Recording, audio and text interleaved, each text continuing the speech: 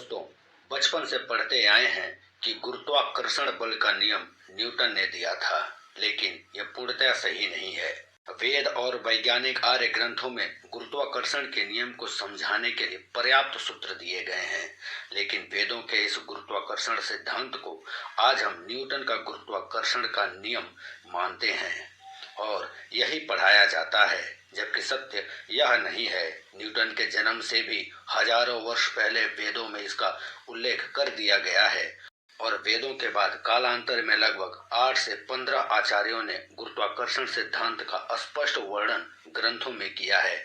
इसीलिए गुरुत्वाकर्षण सिद्धांत का नाम न्यूटन का गुरुत्वाकर्षण का नियम ना होकर वेदों का गुरुत्वाकर्षण का नियम होना चाहिए।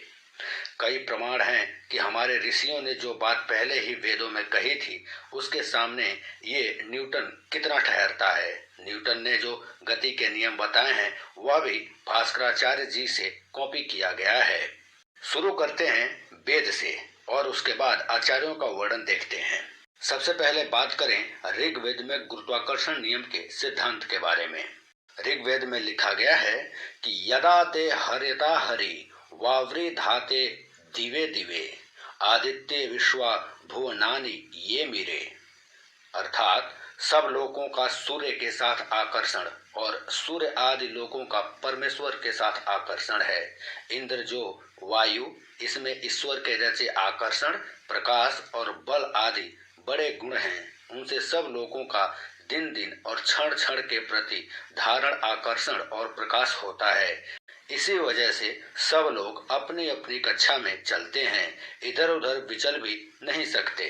इससे स्पष्ट है कि इस मंत्र में कहा गया है कि खगोलीय पिंडों जैसे पृथ्वी, चंद्रमा, ग्रह आदि आकर्षण में रहते हैं तथा आकर्षण के कारण ही अपनी नियत कक्षा में गति करते रहते हैं और आकर्षण के कारण ही वे अपनी कक्षाओं का उल्लंघन नहीं कर पाते।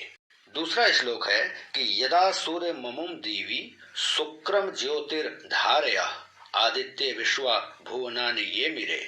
अर्थात हे परमेश्वर, जब उन सूर्यादि लोकों को आपने रचा और आपके ही प्रकाश से प्रकाशित हो रहे हैं और आप अपने सामर्थ्य से उनका धारण कर रहे हैं, इसी कारण सूर्य और पृथ्वी आदि लोकों और अनेक स्वरूप को धारण कर रहे हैं। इन सूर्य आदि लोकों का सब लोगों के साथ आकर्षण से धारण होता है। इस मंत्र में भी खगोलीय पिंडों जैसे पृथ्वी, चंद्रमा, ग्रह आदि को आकर्षण के ही अधीन बताया है। अब बात करें उपनिषद में गुरुत्वाकर्षण सिद्धांत क्या बताया गया है।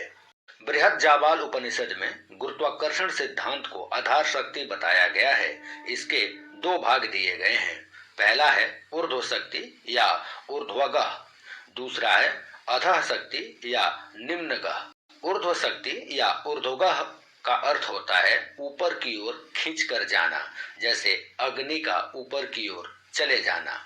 दूसरा है अधः शक्ति या निम्नगः, यानी कि नीचे की ओर खींच कर जाना, जैसे जल का नीचे की ओर जाना या पत्थर आदि का नीचे जाना। बृहद उपनिषद में कुछ सूत्र दिए गए हैं। अग्निशो मात्मकम जगत आधार शक्त्या वधृतः कालाग्नि रयम ऊर्ध्वगः तथैव निम्नगः सोमः। अर्थात सारा संसार अग्नि और सोम का समन्वय है। अग्नि की ऊर्ध्व गति है और सोम की अधोगति। इन दोनों शक्तियों के आकर्षण से ही संसार रुका हुआ है। ऋषि पिपलाद ने प्रश्न उपनिषद गुरुत्वाकर्षण सिद्धांत का वर्णन किया था। पायु पस्थे अपानम पृथिव्याम या देवता सहसा पुरुषस्यापानम वष्टभ्यः तथा पृथिव्याम अभिमानिनी या देवता सहसा पुरुषस्य अपान वृत्तिम आकर्ष्य अपकर्षेण अनुग्रहं कुर्वती वर्तते अन्यथा ही शरीरम गुरुत्वात् पतेत सावकाशे वा उदंछेदः। इसका हिंदी में अनुवाद होता है अपान वायु के द्वारा ही मल मूत्र नीचे जाता है। पृथ्वी अपने आकर्षण शक्ति के द्वारा ही मनुष्य को रोके हुए है, वरना वह आकाश में उड़ जाता। महर्षि पतंजलि के व्याकरण महाभाष्य में भी गुरुत्वाकर्षण के नियम का सिद्धांत दिया है।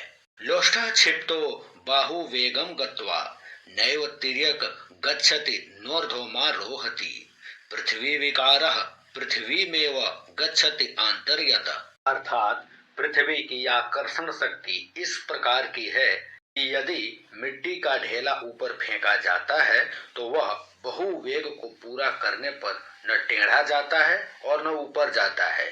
वह पृथ्वी का विकार यानी गुण या अवगुण है, इसलिए पृथ्वी पर ही आ जाता है।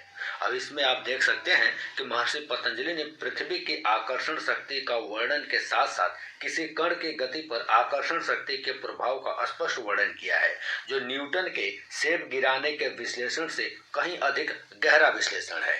इतना ही नहीं, और ऐसे बहुत से ऋषि मुनि हुए हैं जिन्होंने गुरुत्वाकर्षण के सिद्धांत को न्यूटन से हजारों वर्ष पहले सिद्ध कर दिया। जैसे भास्कराचार्य द्वितीय ने, वाराहमिहिर ने अपने ग्रंथ पंच सिद्धांतिका में गुरुत्वाकर्षण के सिद्धांत का नियम दिया है।